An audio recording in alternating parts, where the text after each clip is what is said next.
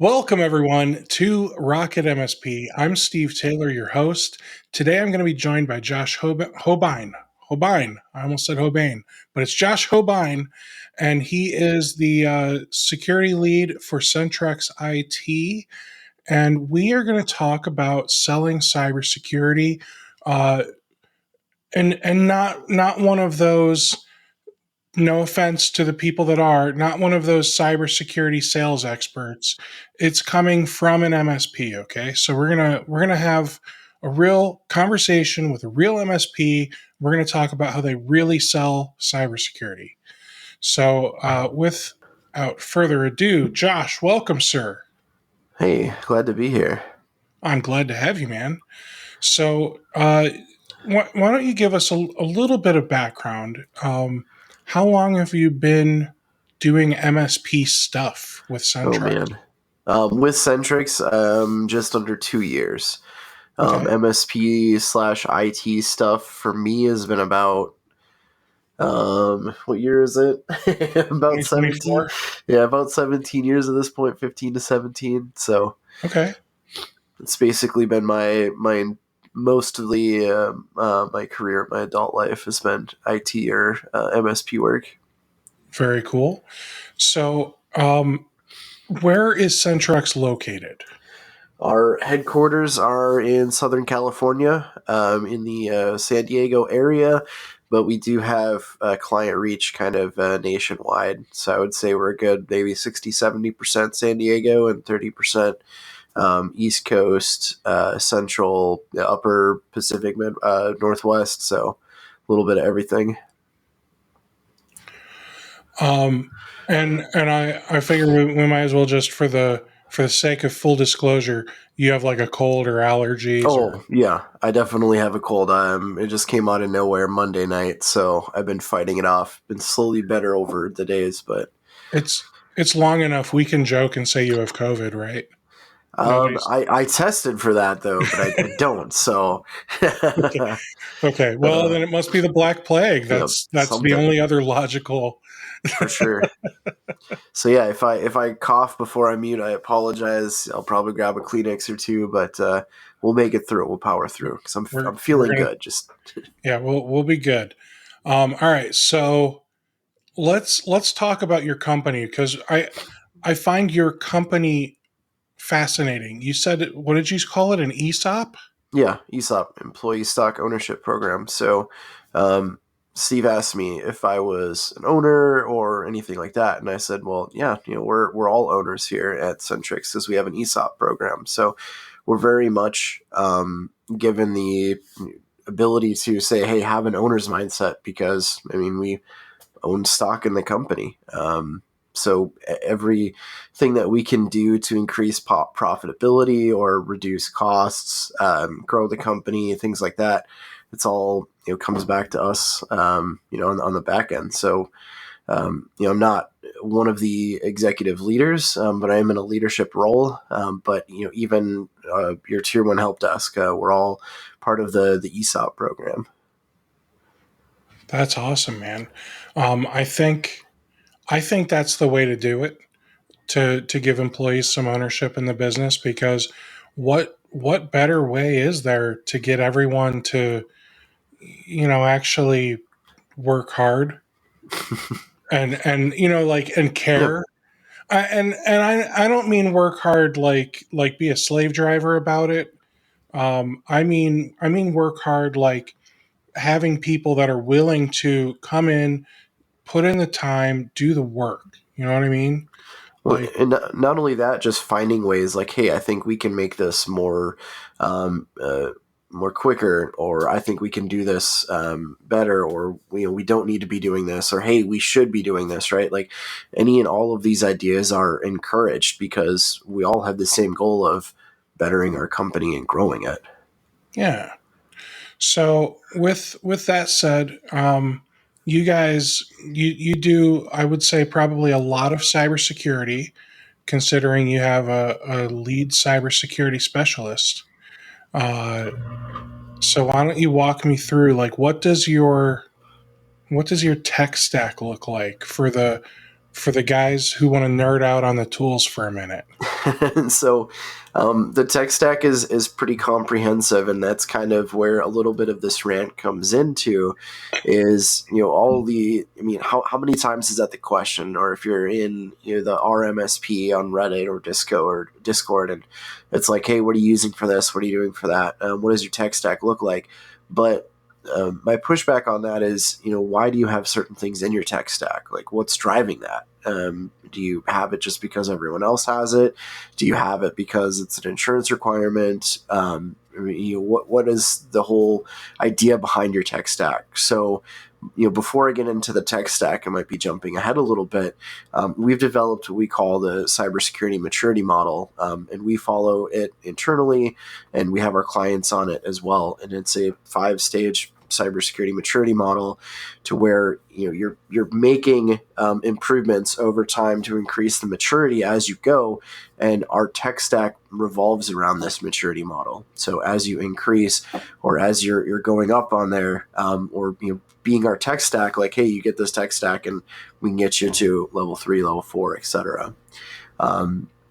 And there's a variety of things. Obviously, you have your EDR, your MDR, security awareness training, backups, vulnerability visibility, vulnerability management, patch management, looking at things like DNS filtering, next-gen firewalls, and then getting into the compliance side. One thing that we really push forward is your policies and procedures, because they're extremely important and they're not fun.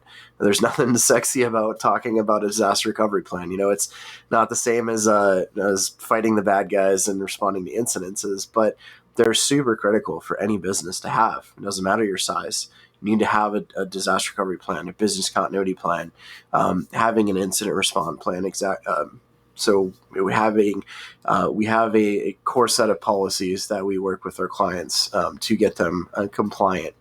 And then from there, getting into more kind of some of the advanced things, we're looking at more projects, such as hardening projects, potentially looking at outsourcing like penetration testing and things like that. So it all falls on this maturity model as you go. But in our baseline, you're going to get the EDR, the MDR, with a little bit of SIM in there. You're going to get patch management, vulnerability management, security awareness training, enhanced email security, things like that. Perfect. All right. So the $1 million question: how do I sell more cybersecurity to my clients? Well, see, that it is. I mean, it is $1 million question, but here's my take on it: is it should be in your stack. I mean, you're not selling them more cybersecurity because this is stuff. It's not an optional. You need it, right? So it shouldn't be all this like a la carte stuff. Like, hey, you should. This enhanced email security or gateway was going to decrease all of this stuff, et cetera, et cetera. And you can say, all the stats, like email is the most common form of compromise. It's your most common form of attack. So you need this. And if a client says no, and now they have a business email compromise, and then you're like, oh, well, you should have bought it, right?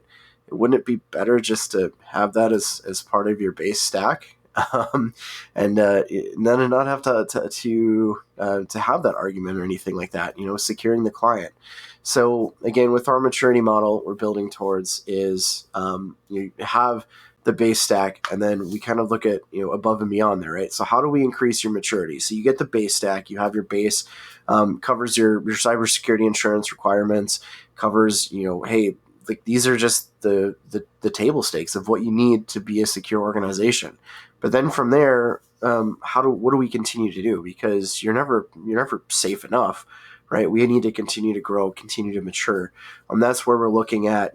We're following our maturity model is based off of the CIS controls in the background, and if you're familiar with CIS, Center for Internet Security, it's a security framework, one of the more common ones. So we basically simplified that. So when we increase this maturity, we're meeting all of these controls on the back end, right? So the a la carte stuff that would be outside of the stack are more projects, more compliance, right? So doing like 365 tenant hardenings to secure it. That's not really a product or a solution you can do. That's just going to be a professional service. Your compliance stuff, building those policies and procedures. And then when you have those things in place too, we're not insurance experts, but we do work closely with cyber insurance specialists. If your business has a disaster recovery policy, business continuity plan, incident response policy, you have those in place. They're reviewed annually and you test them. If you have a good cyber insurance agent, they can go to bat and say, hey, this client has these sort of things. Like, they review them. They're a much lower risk. So now we can look at, better coverage, potential, maybe not. In some cases, I've seen lower premiums, but really it's just, better coverage and the right fit. So, again, not a cyber insurance, but we work with them and we've seen it. When you increase the maturity, now you have these things and it's like, hey, cool, we can get, better coverage. So it all goes back to benefit it. If they need to follow a regulatory requirement, if you need FTC, if you need HIPAA, we don't really deal a lot with CMMC, but regardless, if you follow one risk framework and you get 80% of the way there, you're going to be good, right? You just have to find the specifics that you need for your regulatory requirements. So our goal is just, let's get you a baseline secure environment, and then we can start looking at the specifics. Gosh, it's like you and Matt Lee. Like, what's with you guys saying just follow a security framework? Why can't I just make it up as I go? You certainly can, but then what direction are you going, right? You're just having these tools for the sake of what? Having them? You're like, why do you have these things in place? And now you could be looking at potential overlap. If you're familiar with the term left of boom or right of boom, if you're in the MSP world, you've probably hit that. But boom is like the incident, right? And your whole point of these tools are going to be like to identify, protect, detect, respond, and recover. And the things that you need to protect are going to be like devices, applications, networks, data, users. So you have this like matrix, right? And if you put your tools on there, you might find, well, these tools are overlapping. These tools do this, these tools do that. But again, you're coming back to, well, why do you have these here? And what is it, what is your stack doing, and what's the point of it, right? Is you need to have, there's got to be some sort of clear like roadmap to go off of, and what's next, and things like that, and continually looking. So if you're not following a framework, really, you're just kind of throwing things on there and hoping they work. Well, and not only that, but who are you to say my framework is better than CIS or than NIST?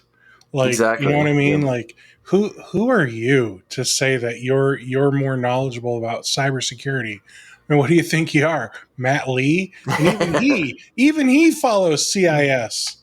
Well, yeah, So, and yeah, it's like what is it, the XKCD comic? Like, there's 37, frameworks. Like, we need to develop a new one, and then we're gonna combine all of these and figure it out, and then now there's 38 frameworks. So that's our our whole goal is, it doesn't matter what framework you're on. We're building you a base level like security and compliance to, no matter what compliance or framework you want to follow, you're going to get there. We've had clients who are like, well, I need to be ISO and I need to be NIST or even, like CMMC, right? And we're going through, like, they're looking at like super specifics, like, oh, this needs to be, FIPS or whatever compliance you need to throw out there. But they're missing base level things. Like, right. hey, MFA is not enabled on everything. So let's start there, right? And I think really that's what boils down, like, me being in the space long enough, not just on the cybersecurity side, but the IT side, doing the basics really well is missed by a lot of companies and even a lot of MSPs. So focusing on the basics, building your baseline, is going to be way more valuable than just trying to find all of these specific tools that do these specific things. Hey, just a random tangent. Yay, ADD.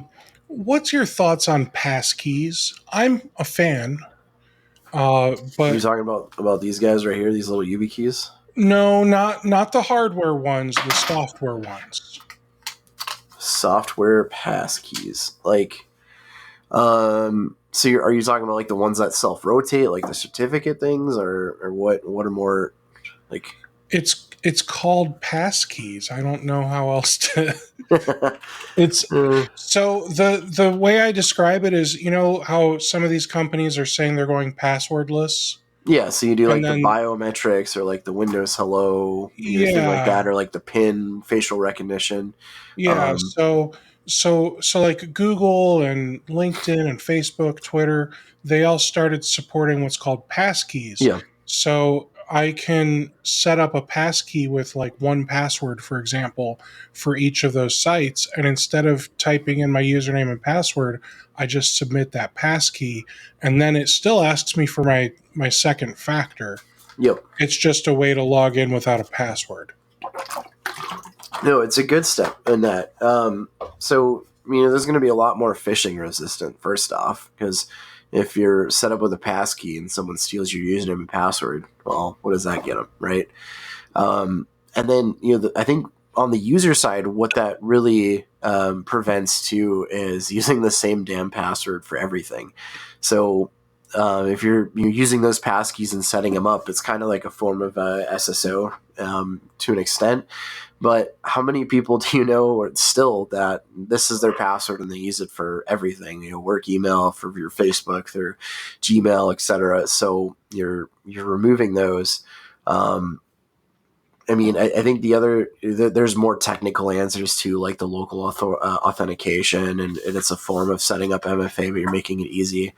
But I think in one of Microsoft's recent ignites, they said that too. In a couple of years' time, they hope to remove all passwords on there. Um, yeah, you can't steal a username and password if one doesn't exist. Yeah. Now, my only concern is, can they steal the passkey? I know if it's a hardware YubiKey like what you just held up, I actually just saw an article that says there's some obscure way for people to clone a YubiKey. Now, I think Yeah, that requires them to physically have the device in order to be able to clone it, though. yeah, they're look, man. There's nothing that's going to be foolproof. Sure. So, making it harder is definitely the goal, and they're going to be more. They're going to be more secure than passwords. But the entire goal here is risk mitigation, right? So you're never going to completely mitigate the risk, but it's going to be a much lower risk. It's going to be much harder to compromise that passkey than it is to be a password. Um, so yeah, it's still possible. But that's something we tell our clients and stuff too is like, hey, even if you're a level 5 on our maturity model, you have all these things in place, you're still at risk. There's 0 days and things like that. But the other side though is if you're prepared and you've mitigated all these risks, when they do happen, you're going to know what to do and you're going to be able to recover much quicker. Right. So again, going back to the passkey versus password, it is more secure. It's less risky. But it could still happen. I think it'll be much harder though. Hmm. All right, let's get back to the topic at hand. Um, what's the topic at hand? Oh, yeah, selling Security. cybersecurity. Yeah. So your argument is that we should just include everything in like a baseline stack, and Yep. not everything. Not, Yeah. obviously, Not you can't include everything. everything, but if you have things that you want all of your clients to have, then just include that in your baseline stack, and stop having these woulda, coulda, shoulda arguments with yourself internally, and just put your clients on what you want them to have. Yeah, 100%. Again, not everything, like a SASE solution, for example, next gen VPN for simpler terms. Not every client is going to need that. But does every client need EDR? Well, yes. Should every client have enhanced email security or MDR security awareness training? Again, those are baseline things. Look at, if you're not going to follow any framework, at least look at what is the base minimum requirements for cyber insurance. I'm sure all of us get those. Hey, I'm renewing my cyber insurance, and can you help me answer these things?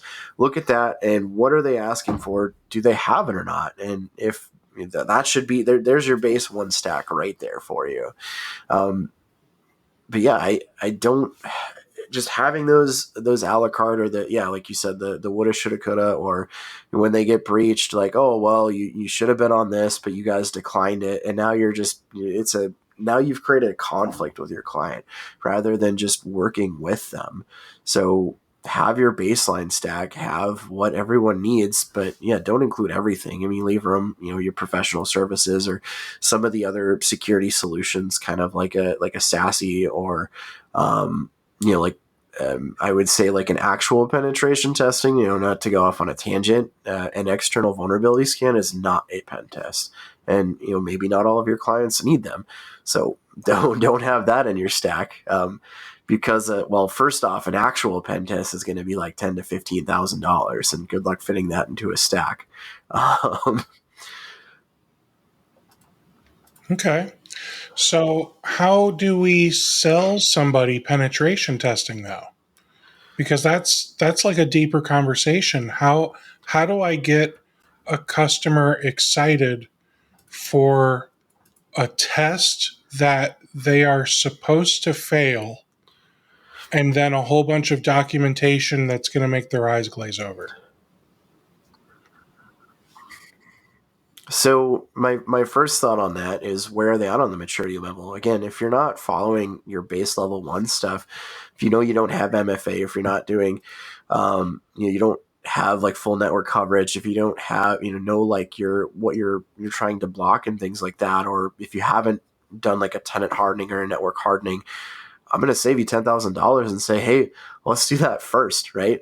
Let's get you, again, the secure baseline. Let's get you to a good spot. And then from there, now we have a third-party pen test that goes in and helps us determine, what's next, or what holes exist, or kind of how we can improve that. But we're not ready for that. I mean, that's level 4 on our maturity model. So let's get there. And then once they're there, do you have a regulatory requirement for it? What is the thought process behind, why do you think you need a penetration testing? Again, if it's a regulatory requirement, okay, you have to get one. There's no ifs, ands, and buts about it. If we want that, hey, like, we think we're in a good place, but we want to see, like, where can we improve?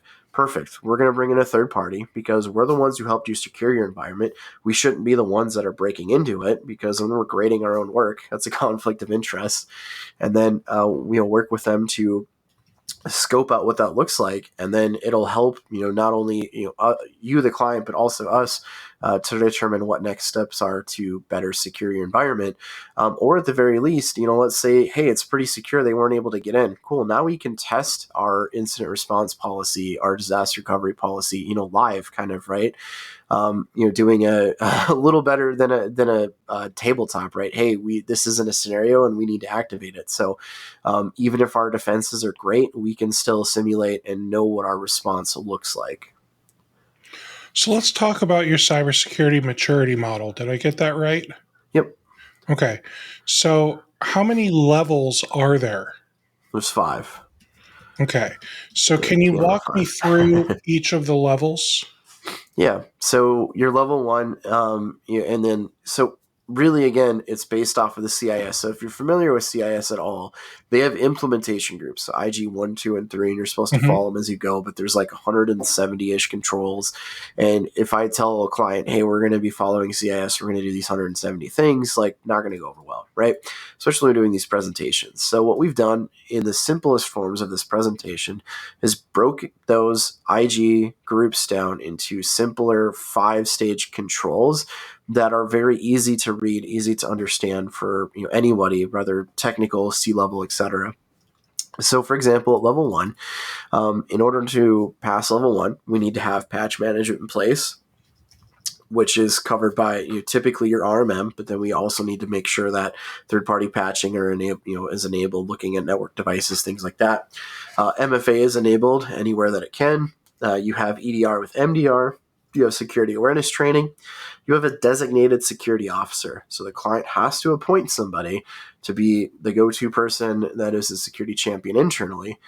You have an external email notice. You have a 3-2-1 backup strategy, and you at least have vulnerability visibility. You don't have a full management solution, but you're at least aware of what vulnerabilities could potentially exist in your environment, so you can patch the most critical ones.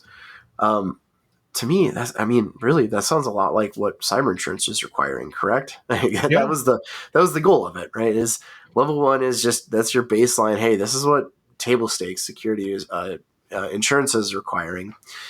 And then we go into level two, and it gets a little more in depth, right? And it all builds off of each other. So in level one, we have that one designated security officer. Now in level two, we're building out the incident response personnel. So who are the other key stakeholders?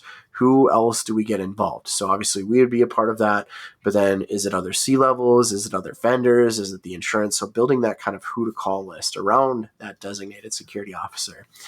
And then from there, we're looking at, having a next-gen firewall with like IDS, IPS capabilities, doing DNS filtering that ties to a CIS control, doing a tenant hardening or Active Directory hardening, some sort of hardening on the environment, and then an MDM plan. So again, going with the tenant hardening, we have like MDM deployments. And then from there, we're looking at more of the policy side. So disaster recovery plan, business continuity plan, financial controls. So like wire fraud. And this comes directly from working with cyber insurance. There are particular providers that won't cover wire fraud transactions if you don't have a financial, like a wire transfer policy in place. And then last, we look at geofencing, which again, if you have an external firewall, if you're doing a tenant hardening, you're going to be putting geofencing in place. But again, that's just a control that's on there. It goes back to the CIS and insurance controls. Excuse me. From there, we go to level 3, and again, we're building. So in level 1, we need to have a 3-2-1 backup strategy. Now in level 3, you're going to be testing those backups. So that way, if you do need to restore, you're confident that you're going to be able to. Level 1, you're doing security awareness training. Now in level 3, you're doing role specific training. If you're in a manager position, What kind of training? I'm sorry. Role specific. If you're in a manager position, your security training needs to look a little different, because you're going to be targeted with more spear phishing. You might have more insider threat kind of things like that. So just doing that role specific training, which again is another specific CIS control. We're doing basic asset management. So this is where I ask you, can you produce a list of your hardware and software assets? That's all we're looking for at level 3. Having network documentation. Do you have a network map? Then we're getting a little more technical with here and enabling some authentication controls. So if you have a VPN, let's throw make sure MFA is on it, or maybe looking at radius for Wi-Fi, or looking at pass keys or Windows Hello instead of passwords. And then starting to look at some data protection policies. So starting that fun data classification plan, where we're building out, hey, if making sure, so it's not your full DLP, but making sure you have like your data classification, whether it's like the green light protocol, where your sensitive data, things like that are. Building a vulnerability management process. So if you do have a critical or a high, like what is your time frame for getting those resolved? What's your emergency patching process? Setting that process on there. And then finally building that incident response plan. So you have your designated security officer, you have your personnel. Now we're going to build that a full plan. Hey, this is what happens. Here's who we contact. This is how we contact them. Here's doing what, and then our process of following that incident. So we tell all clients, no matter what vertical you're in, no matter what regulatory requirement you're in, we want you at a full level 3. We're going to work with you to get the full level 3. And the other thing with this too is we put a lot of responsibility back on the client. And obviously, we're their technology and security partner. We're going to follow them and help them the best we can. I always tell them, it's football. We're going to get you to the 95-yard line, but ultimately, it's your company, it's your data. You have to be the one to take it that last 5 yards and be responsible for it. Going into level 4, now we're getting into more of the technical stuff. And again, going back to the clients, we tell, hey, everyone needs to be on a level 3. Once we're at a level 3, then we can start looking at what of these things in level 4 or higher make sense for you. Some of these things might be too expensive to put in place, or just might not make sense, right? You wouldn't build a $10,000 fence around a $100 horse, right? But some of these things are important, and we should be doing them. So we're looking at service provider management. So list of all your service providers, potentially what they have access to, list of criticality, things like that. We have now vulnerability management and remediation. So this is your full-blown vulnerability management solution. So we're scanning for vulnerabilities. We have the process for them. Now that we have those things in place, we can actually do the full-blown vulnerability management. We're following our process on how we're patching those and then adding things to our risk register, regularly reviewing those. Level 4, we can look at getting penetration testing.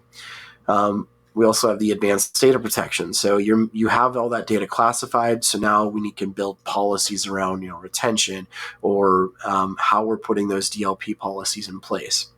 At level 4, we're also doing looking at a SIM deployment. So hey, cool, you have all of these security tools in place. Let's make sure that they're aggregating the logs and we can respond to them better. Looking at SSO deployments, doing reviewing for RBAC and access control reviews. So making sure we're doing regular reviews on who has access to what and making sure it follows role-based access control. And then we're doing an advanced inventory asset review. So this is more than just, hey, produce me a list of hardware and software. Like this needs to be reviewed at a regular cadence and making sure that we're handling any unauthorized things that might be on the list. And then getting into level 5, and typically this is hidden. Your inventory review, it goes from a regular cadence to this needs to be done weekly. And again, it's a direct CIS control. Looking at advanced log collection. So they're very specific logs that need to be collected, usually around like PowerShell or command line, things like that. Your advanced service provider management. So again, not only are you building that list, but it's being regularly reviewed. There's more controls around that. Doing full-blown like data segmentation, air gapping. So you see that like these things wouldn't apply to everybody, right? This is just, hey, what can we do to further lower risk? And these are the last things. So that's kind of that's the levels in a nutshell, right? Wow. And the beauty of them too is, again, you're building on all of this, and we want to talk about the stack, right? It doesn't matter, it does matter what you're using, but we never say, hey, we're using this particular vendor for EDR, et cetera, right? We're doing EDR and MDR because we want to make sure that we're using the best product that fits not only our clients' needs, but our needs as well. And that might change, right? Today it might be this vendor, but then next year it might be this vendor. So we have the ability to still follow our maturity model and follow the timeline, but changing out vendors as needed. I don't know if you noticed, but I was typing furiously. Thank God for 110 words per minute on my typing tests. So I was able to write down, I'm pretty sure everything for 1 and 2. Level 3, I got a little fuzzy toward the end. And then level 4 and 5, I'm going to have to go back to the recording and review those just to make sure I didn't miss anything. But I got to say, I'm sure you didn't give me every little minute detail. You just gave me big picture. Here are the most important bullet points for each of these levels. Because, like you said, there's what 170 objects to Yep. maintain with CIS, right? And this list only has maybe 25 or 30. So there's a lot that goes into all of this. I can appreciate and respect that. But I love how you've kind of broken it down into digestible levels for your clients to, understand better. And the fact that you've said, look, I need all of my clients to get full level 3. So I get it. Some clients are going to only start off at level 1, and they've got baby security or no security, and I need to basically build everything from scratch for these guys. Yep. But everyone's going to get to level 3. Yeah, that's the goal. And to your point about, the high level, that was the whole point, right? If we look at the CIS controls, like we want to talk about service provider management. Let's get technical here. That's control 15 of the CIS. So when I say service provider management, behind the scenes, we're looking at 15.1, 2, 3, 4, 5, right? But like, if I bring that to a client, I'll just say it, like, no one gives a damn about the CIS controls. No one gives a damn about 15.4 unless you're me or Matt Lee or other people in the security industry who nerd out about this stuff. But what makes sense is when I say, hey, we need to make a list of your service providers. We need to classify them and monitor them and assess them. Like that's simple turns, right? And that's what CIS is doing. We're just simplifying it from behind the scenes. But yeah, I mean, we have clients who bring on prospects that they're, like you said, maybe at a level 1 or just starting off, and that's fine. But now we have a roadmap. Now we always know what the next step is.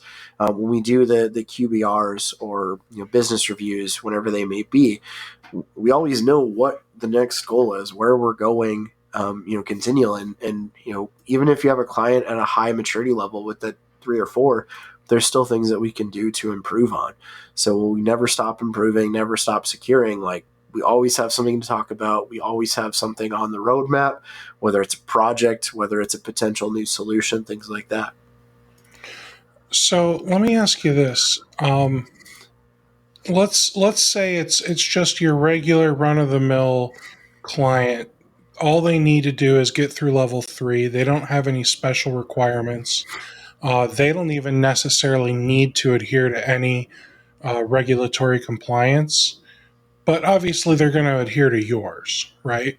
Yep. Um, what happens when they get to full level 3? Do you have clients that go, well, we're done now, I guess we don't need you anymore? Like, do you have to have that conversation with them? No, no. At that point, what it becomes is reviewing and maintaining, right? Like, okay, cool, you're there, but we're not just going to say, oh, you got an incident response plan, you're good. You never need to look at it again.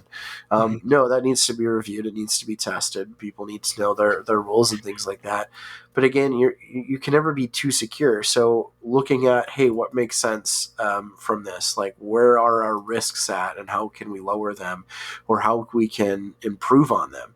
So it's not just, hey, building all of this and throwing your hands up and say we're done. It's continually reviewing and maintaining those takes work as well. So if you have a new client and they don't even have the foundational stuff done, but they come to you and say, hey, we want to start using Copilot and we want to train it on all of our data. Obviously, you, the IT guy, understand that they probably don't have the appropriate guardrails in place in order to be able to do that, Yep. right? So you know what we've seen people query all sorts of files and documents that they just shouldn't have access to, thanks to Copilot, and find out who's getting let go in the next layoff, all that stuff, right? So how do you approach that conversation? Because advanced data protection is part of level 4, and what they're asking you to do is set them up with some level 4 stuff when they're not even done with level 1. Yep. So will you continue working on level 1 but also work on level 4 stuff, or do you tell them, no, you're just not ready to do this yet? No, it's meant, I mean, the maturity model is meant to be a roadmap, but there's no reason that if there's a business need that dictates it, that we can't jump around, right? It just gives us a roadmap of, prioritizing. I think the better answer is, you go into this place and they don't have anything in place and it's in shambles. What do you do first, second, third, fourth, right? That's what the maturity model is meant to do, where it'll prioritize based off of the highest risk items.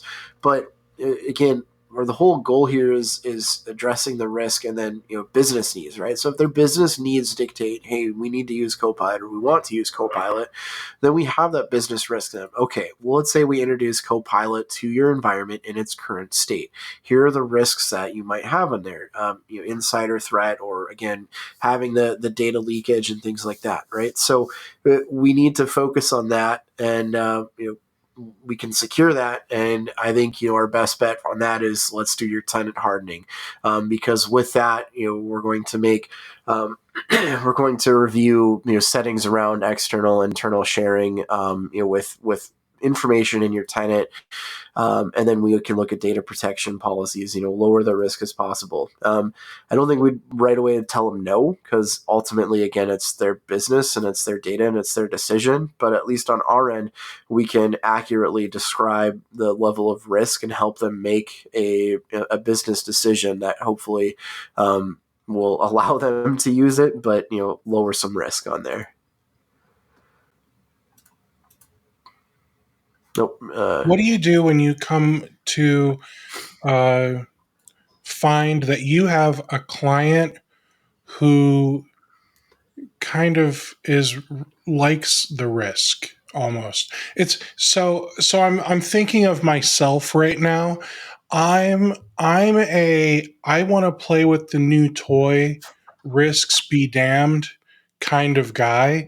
So I'll deploy the new Apple beta on my production computer and that kind of thing without thinking like, okay, if I do this, is Teams going to crash and I can't do my work? So I don't think about that bigger picture stuff, and I might screw up my whole workflow because I don't think about risk. How do you have conversations with those types of clients? Because I'm sure you've had at least one. Yeah, that's when you put on the contracts that that can save you, and then you get billable hours. Yeah, but no, I mean it's having that partnership and the communication, the regular cadence. We're very much we're a security focused MSP, but we're very much partner first. So when we get into those co-managed situations,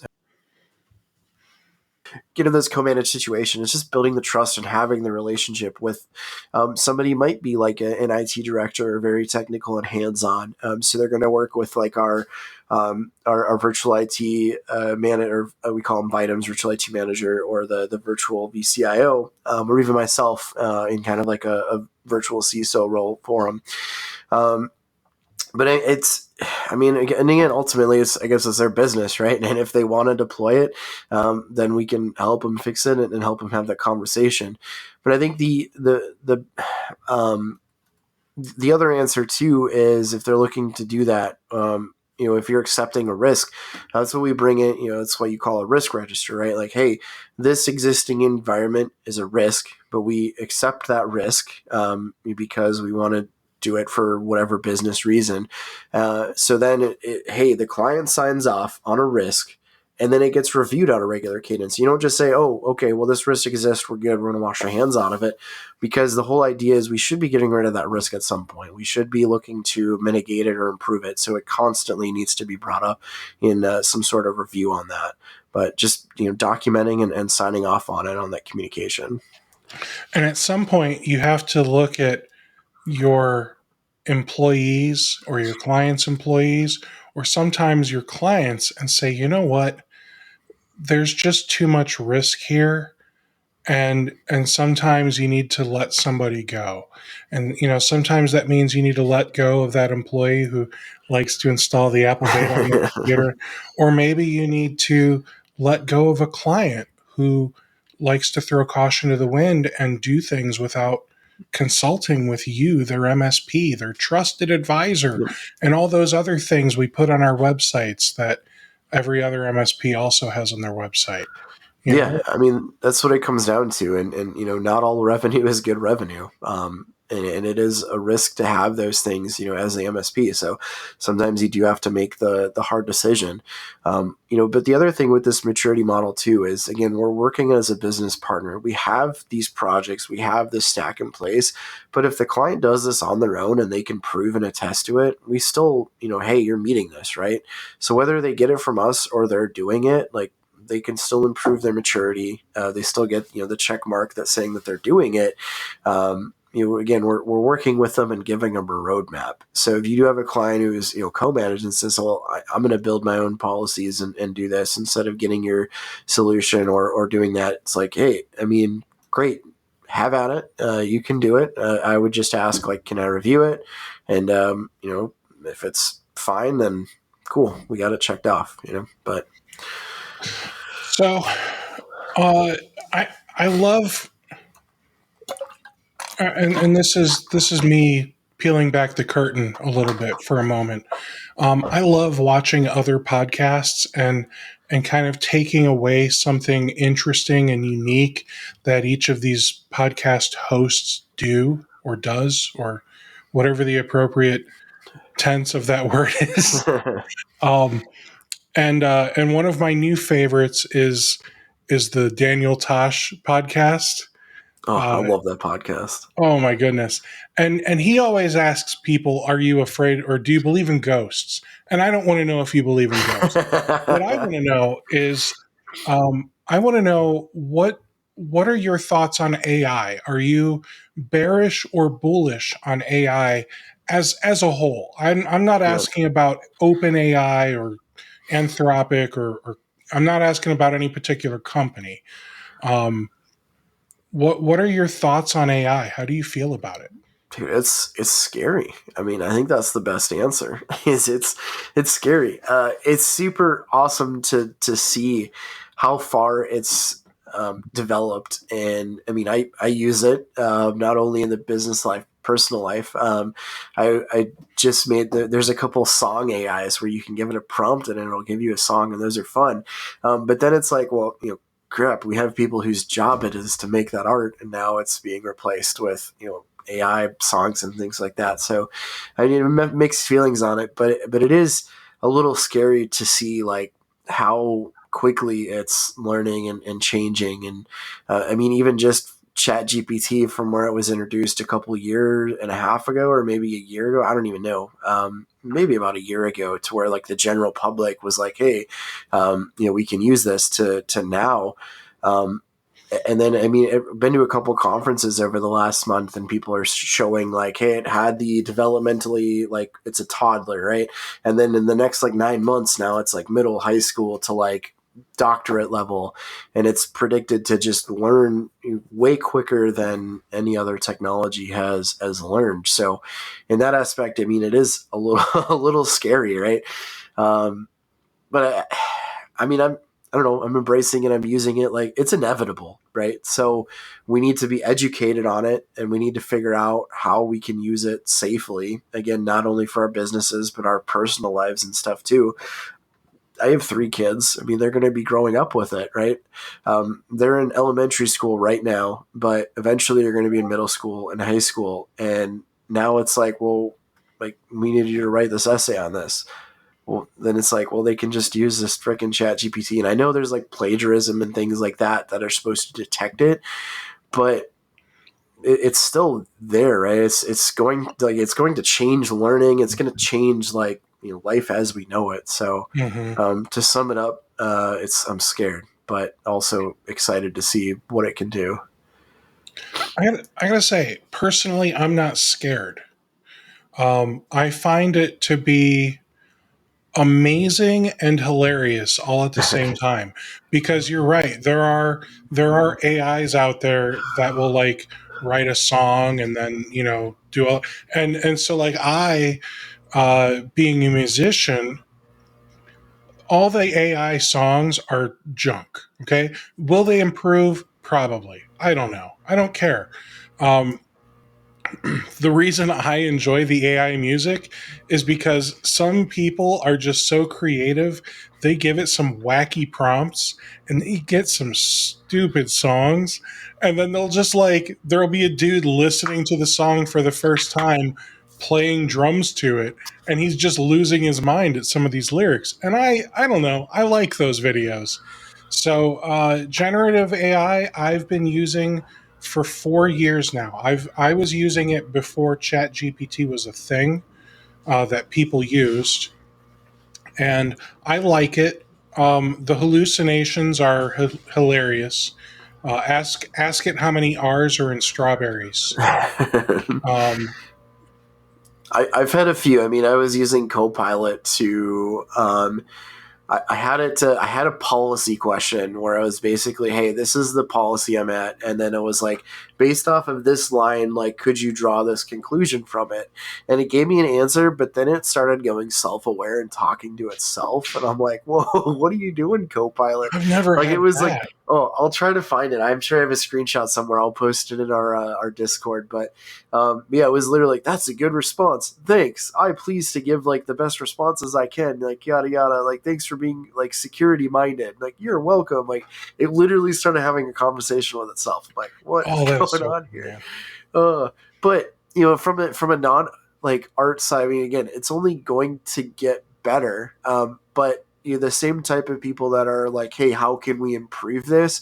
There's also the unfortunate side of people are how can we use this for not good things, for for threats or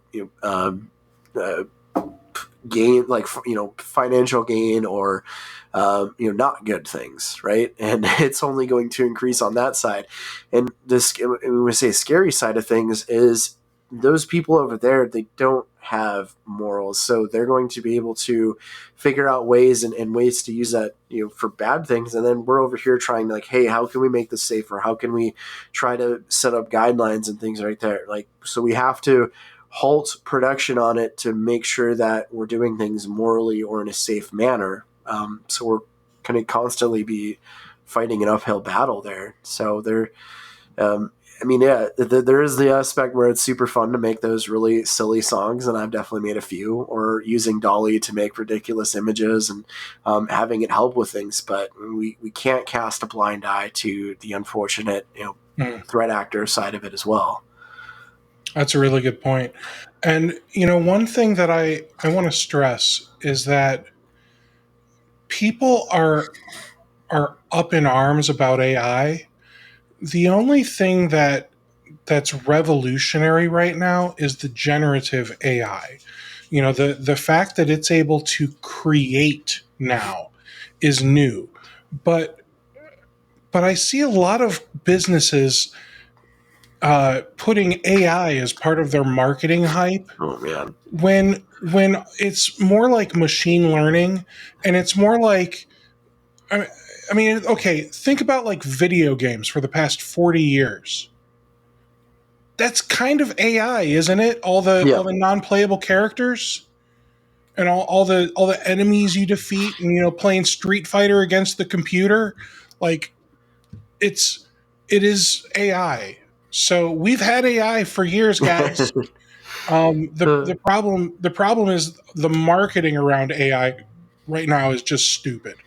we were looking at I was working with my boss. We have like a leadership summit coming up here internally, and it was like, hey, let's just make a high level 3-year roadmap. And I jokingly, it was like, we need to put AI on like everything. Like we need to be just like the vendors, like whatever we put on there, just make sure the word AI is in there Oh, somewhere. absolutely, yeah. uh, So, and I'm sure my company is not immune to that. I'm sure we'll start doing AI stuff here soon, um, and I'll tease the guys for doing it.